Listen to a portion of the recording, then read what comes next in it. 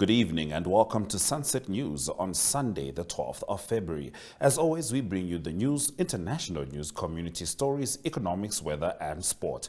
I am Ashwin Berry. In the news tonight, one of South Africa's leading rap artists, popularly known as AKA, was shot dead in the coastal city of Durban, along with a friend and former manager, his family said on Saturday.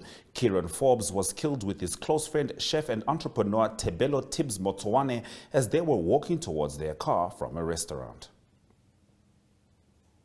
Activist Michael Amshelelo said he will not oblige to demands being made by Police Inspector General Joseph Shikongo through his lawyer Nambili Mata that he removes from his social media accounts all posts and publications that are wrongful and injurious to Shikongo or face a $1 million Namibian lawsuit. In fact, Amshelelo has been posting all weekend about Shikongo despite being told to meet this demand by no later than 14 February 2023.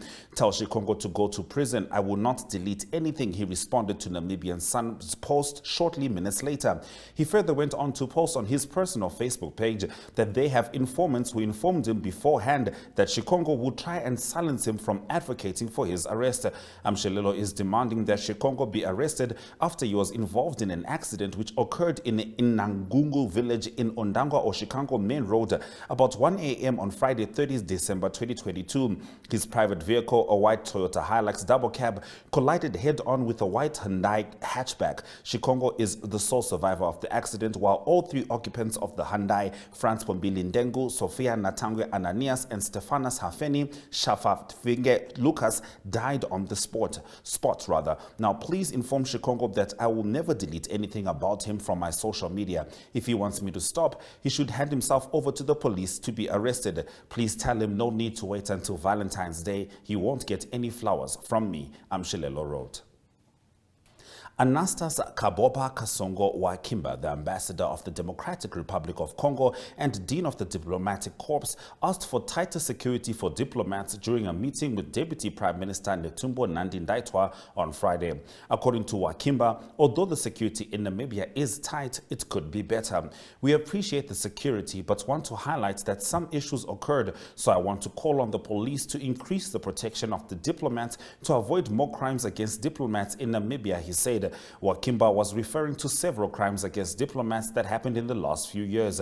During her speech, Nandi-Ndaitwah said Namibia's main priority is to continue strengthening multilateral partnerships. Through these visits and our daily interactions with other states and international organizations, we have the possibility of strengthening our bilateral cooperation to address specific challenges facing our countries and the globe. Our national interests are also promoted through binational commissions, joint commissions of cooperation, and diplomatic consultations, which Namibia held with Ghana, Jamaica, Zambia, Botswana, Spain, China, Turkey, Portugal, Vietnam, India, Indonesia, Latvia, Estonia, Poland in the past year, she said. She further adds that she believes that multilateralism should serve its useful purpose of maintaining international peace and security.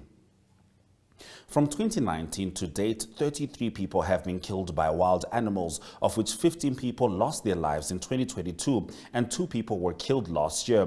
According to the spokesperson of the ministry, Romeo Muyunda, crocodiles, hippos and elephants were the main culprits with regards to the 33 claims for loss of life that the ministry received during this period. He said that the ministry has since 2019 paid offset amounts to losses caused by wild animals amounting to more than 24.1 million Namibian dollars. It's, for instance, paid more than 2.9 million Namibian dollars for livestock losses, 2.5 million for crop damages, 640,000 Namibian dollars for injuries, and 3.3 million Namibian dollars for loss of life from 2019 to date. Within the same period, more than 14.6 million Namibian dollars was also paid to conservancies to offset human-wildlife conflict losses to their members. Muyunda said that incidences of human-wildlife conflict remain a concern as they seem to overshadow the benefits and opportunities created for Namibians. These incidences mainly involve livestock losses, crop damages, loss of life, and injuries affecting livelihoods of our people. He said that the overall principle behind the country's conservation of natural resources is enshrined in the country's constitution, that such resources are protected to benefit the country's current and future generations. Muyunda said that is this basis of their investment in trying to ensure that the cost of coexistence coexistence does not outweigh the benefits. He said that one avenue to derive such benefits is through the community-based conservation program that has created employment and income generation opportunities. Luke Evans, seen in the upcoming image standing second from right, a British actor known for his roles in Fast and Furious, is currently in Namibia on holiday. The British High Commissioner Charles Moore posted this on Twitter earlier today.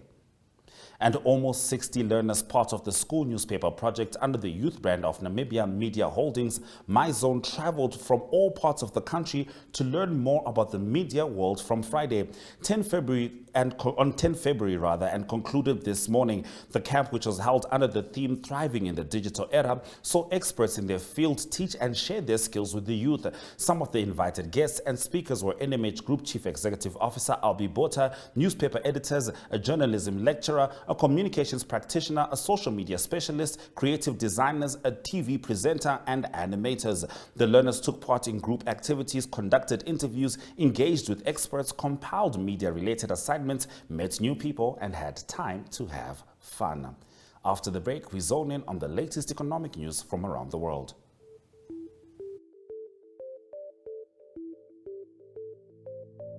NMH Ad 1 brings you news from all across Namibia. If you would like to feature your brand or campaign on this platform, contact NMH1 at synergy.com.na.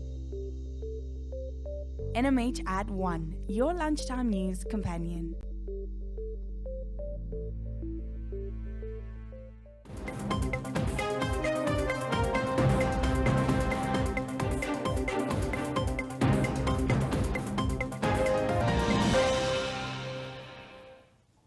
Heading into tonight's economic news story, South Africa's Rand weakened on Friday after President Cyril Ramaphosa's declaration of a state of disaster to tackle crippling power shortages in the country failed to elicit investor confidence.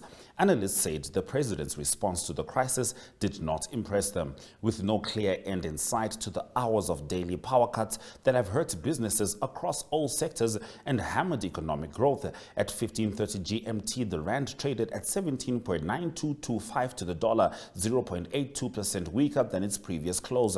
It has been clear for some time that the root cause behind the failures of Eskom is corruption and crime. It seems impossible to end load shedding without rooting out all forms of criminal activity entrenched and surrounding Eskom's operations, economists at Nedbank said.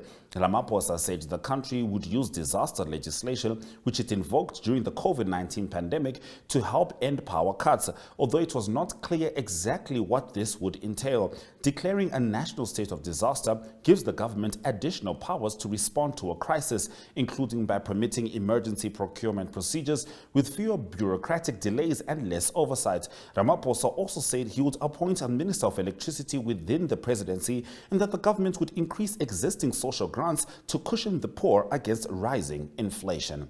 Now, in the international news slot, we look at the latest from Turkey, and a US F-22 fighter jet shot down an unidentified cylindrical object over Canada. Stay with us.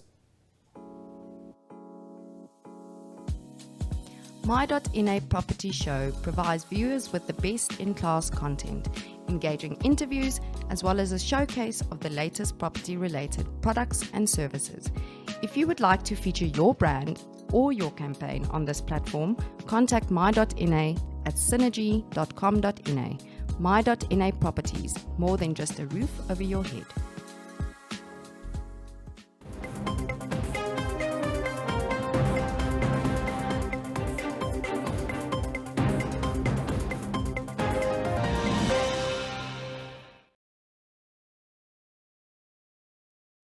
An unidentified cylindrical object over Canada on Saturday, the second such instance in as many days, as North America appeared on edge following a week-long Chinese spying balloon saga that drew the global spotlight. Separately, the U.S. military also scrambled fighter jets in Montana to investigate a radar anomaly that triggered a brief federal closure of airspace.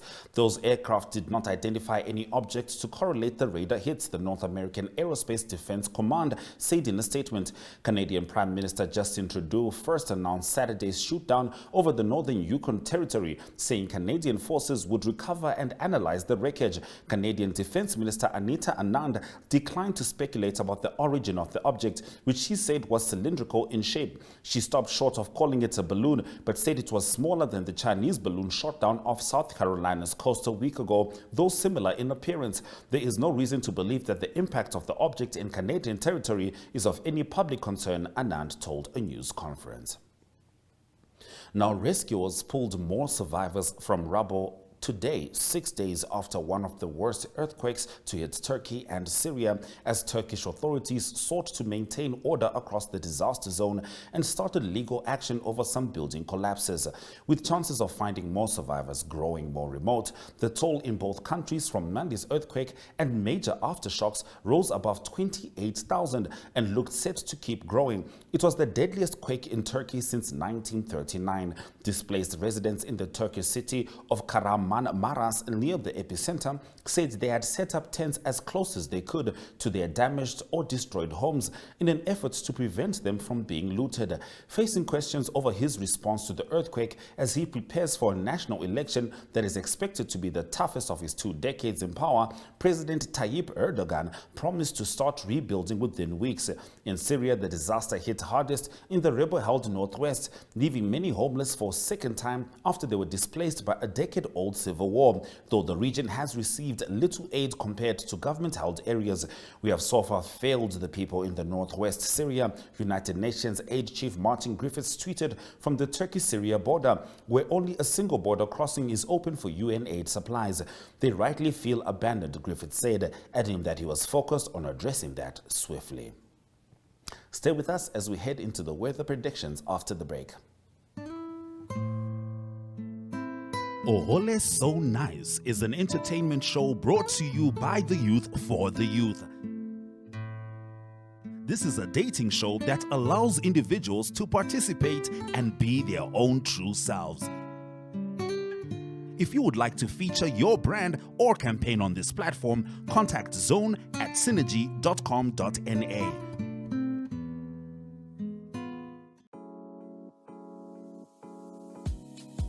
My.NA Property Show provides viewers with the best in-class content, engaging interviews, as well as a showcase of the latest property-related products and services.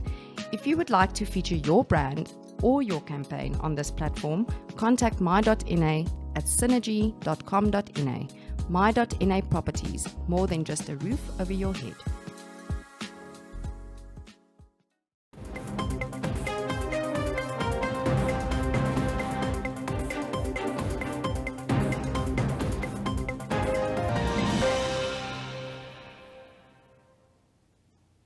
You are still with Sunset News. Let's have a look at the weather predictions. Windhoek is expecting some thunderstorms with an 18-degree minimum, whilst Rundu is cloudy with a 36-degree maximum. Oshakati could be expecting some rains. Rehoboth also expecting rains with a 35-degree maximum, whilst Henties Bay is sunny. Swakopmund will be cloudy. Walvish Bay is partly cloudy with a maximum of 22 degrees. Mariento, thunderstorms expected with a 20-degree minimum. Keetmanshoop is cloudy, whilst Aranos is partly cloudy and Luderitz is sunny. However, Ariansvlei and Oranjemund can both expect thunderstorms, whilst Ariansvlei is the hottest in the country with a 39-degree maximum. After the break, we start with the Nedbank Psycho Challenge as we head into the sports stories. Sport Wrap is a daily show focusing on all sport news and current affairs.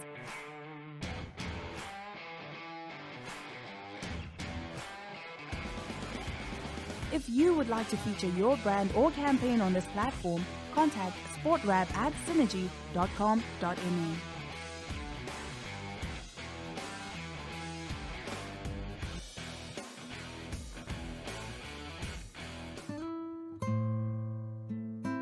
Ohole So Nice is an entertainment show brought to you by the youth for the youth. This is a dating show that allows individuals to participate and be their own true selves. If you would like to feature your brand or campaign on this platform, contact zone@synergy.com.na.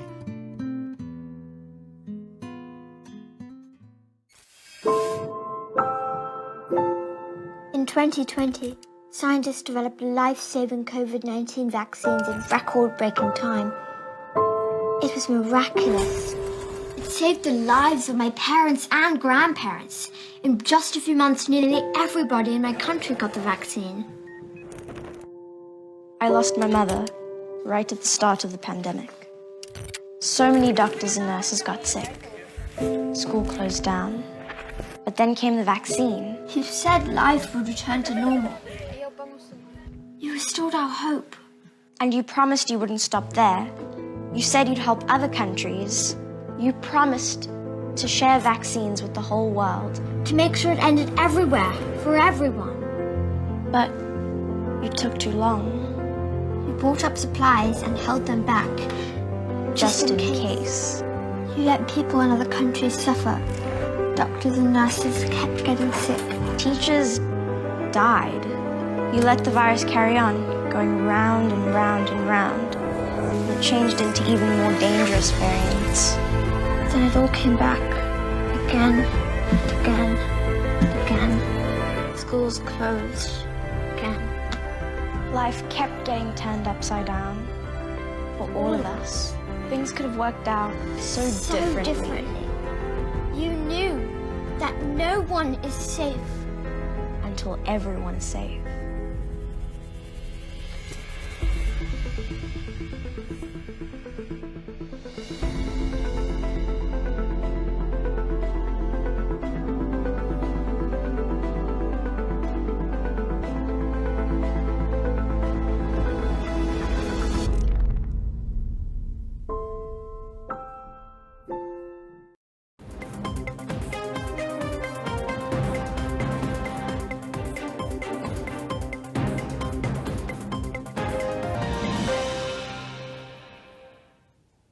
You are still with Sunset News, and these are the sports updates.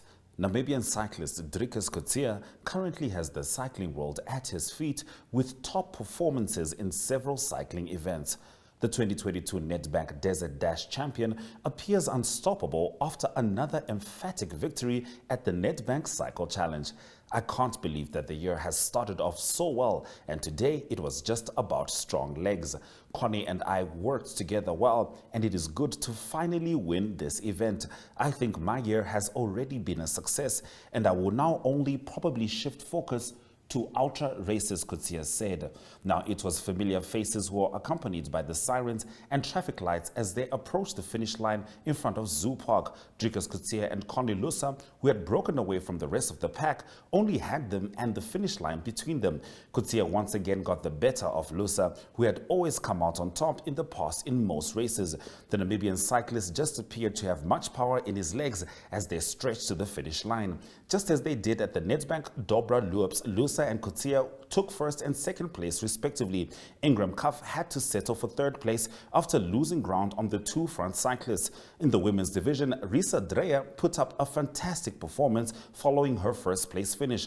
Dreyer capitalized on the absence of informed Lusa to make the Nedbank Cycle Challenge race her own. The 20-kilometer women's race was won by Nadine Gerber, with Jolene Jacobs coming in second and Cornel Theron in third. Benjamin Philippus won the men's 20-kilometer category, followed by Richard Slimy and Nick Berry taking third. Sri Lanka stunned South Africa in the opening game of the ICC Women's T20 World Cup 2023 in Cape Town, beating the hosts by 31 runs. Sri Lanka captain Shamari Athapattu was a player of the match, scoring 68 runs. Here she speaks.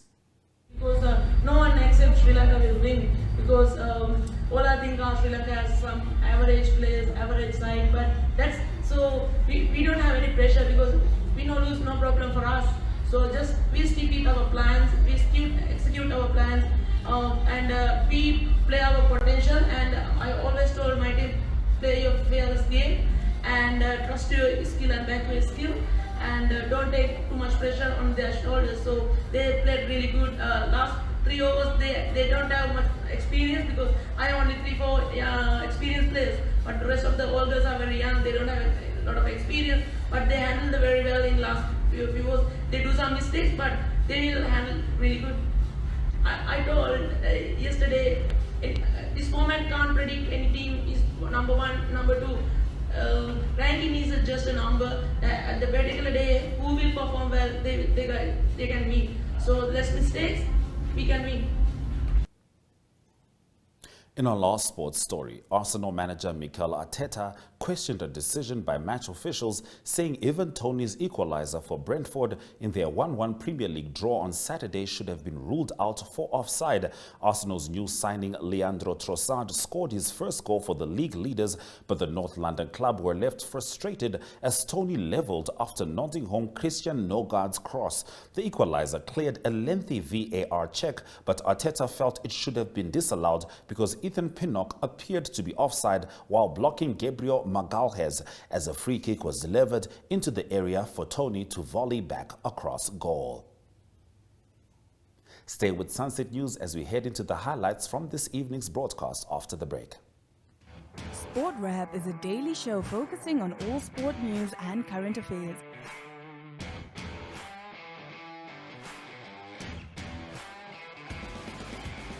If you would like to feature your brand or campaign on this platform, contact sportwrap@synergy.com.na.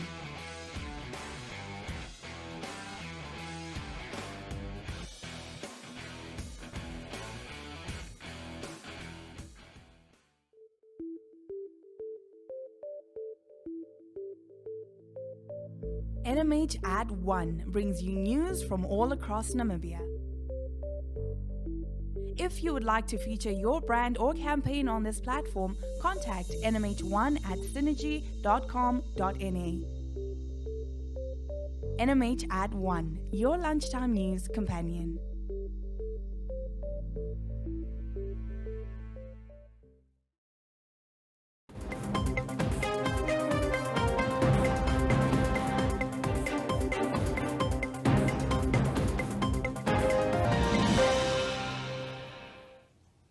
Thank you for staying with Sunset News throughout this evening's broadcast. Let's head into the highlights.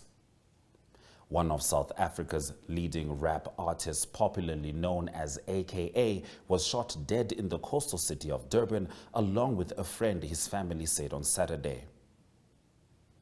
Activist Michael Amshelelo said he would not oblige to demands being made by Police Inspector General Joseph Shikongo through his lawyer Nambili Mata that he removes from his social media accounts all posts and or publications that are wrongful and injurious to Shikongo or face a $1 million Namibian lawsuit.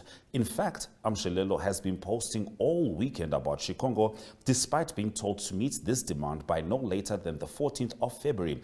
Tell Shikongo to go to prison. I will not delete anything, he responded to Namibian Sun's post shortly minutes later. And Luke Evans, seen in this image standing second from right, a British actor known for his role in Fast and Furious, is currently in Namibia on holiday. The British High Commissioner Charles Moore posted this image on Twitter earlier.